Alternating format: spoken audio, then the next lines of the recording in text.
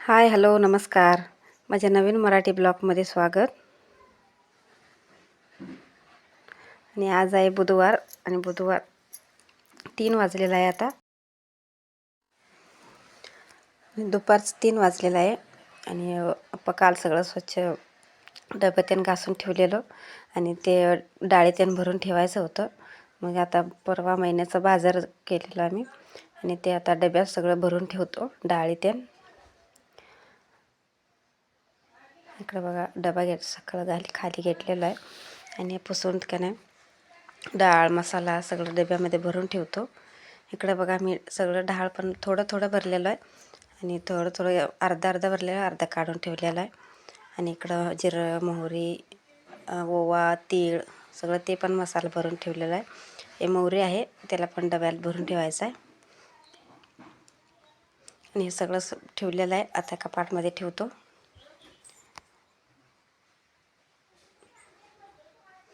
इकडं बघा कपाटमध्ये पण सगळं डबा ठेवलेलं आहे.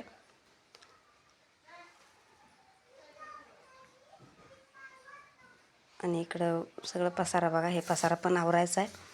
मी सगळं पसारा आवरून आणि संध्याकाळची भांडी ते घासून इकडं स्वयंपाक पण करायला लागलो आहे. भाकरी झालेला आहे आणि इकडं चुलीवर मी दोडक्याची चटणी करणार आहे.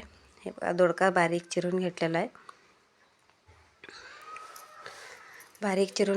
आणि आता भाकरी झालेला आहे. ते गरम तव्यामध्येच दोडका टाकतो आणि चांगलं व्यवस्थित भाजून घेतो. दोडक्याची चटणी आणि चुलीवरची दोडक्याची चटणी आणि खरडा करणार आहे आज.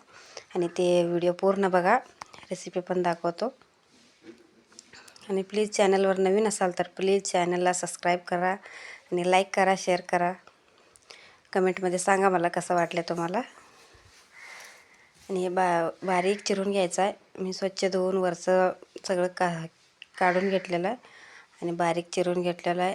आणि इकडं बघा असं भाजून घ्यायचं आहे. मी अजून तेल टाकलेलं नाही कारण ते धुतल्यामुळे पाणी सुटतं आहे, त्यामुळे तेल नंतर टाकायचं. पाणी सगळं हे झालेलं आहे. इकडं बघा मी आता जरासं तेल टाकतो आणि इथं मध्ये जरा तेल टाकलेलं आहे, त्यामध्ये मिरची टाकायचं असते. इकडं बघा बारीक चिरून घेतलेलं आहे कोथिंबीर आणि लसूण. ते मध्ये तेल टाकलेलं आहे, ते तेलात पहिला मिरच्या भाजून घ्यायचा आहे. मग जरा भाजल्यानंतर आणि मिक्स करून घ्यायचं आहे त्यात. आणि दोडक्याची भाजी पोरं बी जास्त खात नाही, त्यामुळं मी जास्त ते भाजी करत नाही. ते भरून केलं तर तेवढंच खात्यात पोरं. त्यामुळे आज चटणी केलं तर आमच्या आईंसाठी, आई पण भाजी खात नाही ती दोडक्याची, त्यांना चटणी आवडते.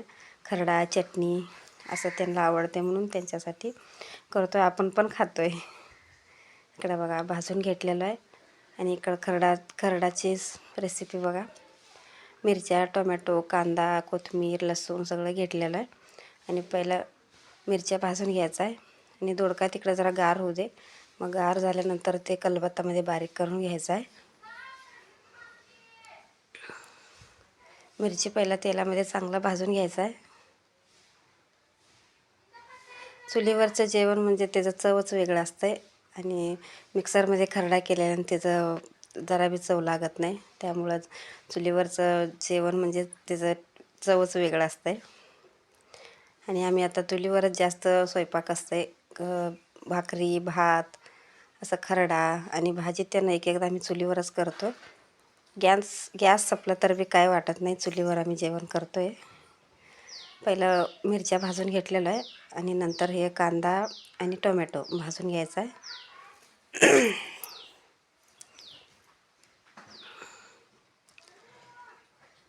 कांदा टोमॅटो पण चांगलं भाजून घ्यायचं पाहिजे.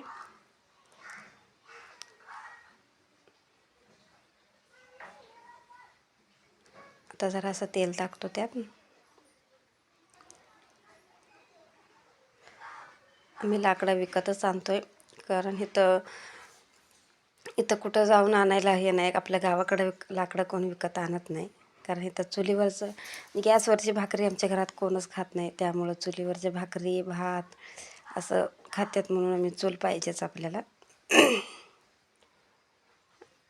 आणि आत्ताच्या काळात म्हणजे चुलीवरचे जेवण म्हणजे ते आवडीनं खात्यात. आता गॅस आणि ते करंटची शेगडी ह्याच्यावरच स्वयंपाक जास्त असते.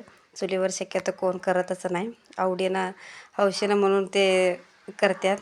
आमच्यात तसं नाही, रोज चुलीवरचं जेवणच असतं. इकडं चांगलं भाजून घेतलेलं आहे आणि परत ते भाजलेल्या मिरच्या त्यावर मिक्स करायचं त्यामध्ये. आणि सगळं एकत्र भाजून घ्यायचं नाही, वेगवेगळं कांदा टोमॅटो एकत्र आणि मिरच्या वेगळं भाजून घ्यायचं आहे. इकडं लसूण पण टाकलेलं आहे आणि जरासं पाणी शिंपडून त्याच्यावर ताट झाकून तवा खाली उतरून ठेवायचा आहे. आणि इकडं मी खाली उतरून ठेवलेलं आहे आणि आता हे बारीक करून घेतो. मीठ टाकलेलं आहे, हे तव्यामध्ये बारीक करून घेतो. आणि तव्यामध्ये बारीक केलेला खरडा चांगलंच असतं आहे, खलबत्तामध्ये पण चांगलं असतं आहे, खरं तव्यामध्येच बारीक करायचं ते. आणि दोडक्याची चटणी खलबत्तामध्ये बारीक करतो.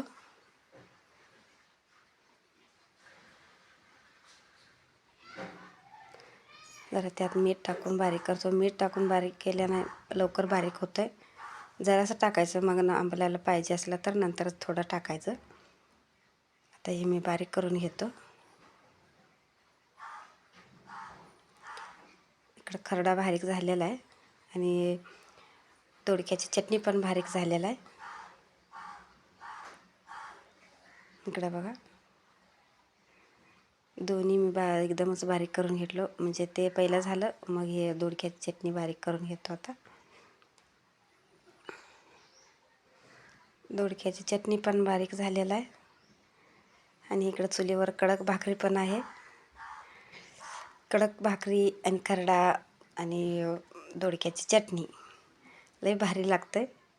हे बघा भाकरी कसं कुरकुर वाजतंय आणि ह्या भाकरीबरोबर खायला तर लई भारी वाटतंय आणि चव पण भारी असते. चला या तुम्ही पण खायला. तिकडं पोरं त्यांना अभ्यास करायला लागल्यात. माझा बी स्वयंपाक होत आले, अजून काय काय करायचं आहे. आता खरडा तेवढं झालेला आहे. चला दोडक्याची चटणी आणि खरडा आता हे झालेलं आहे. आणि रेसिपी कसा वाटलं कमेंटमध्ये सांगा. आणि इकडं पूर्ण स्वयंपाक झालेला आहे आणि आजच्या स्वयंपाकमध्ये काय काय आहे बघा. आणि इकडं आम्ही सगळे जेवायला बसलेलो आहे. भेंडीची भाजी पण केलेलं आहे आणि इकडं मग असं केलेला खरडा आणि दोडक्याची चटणी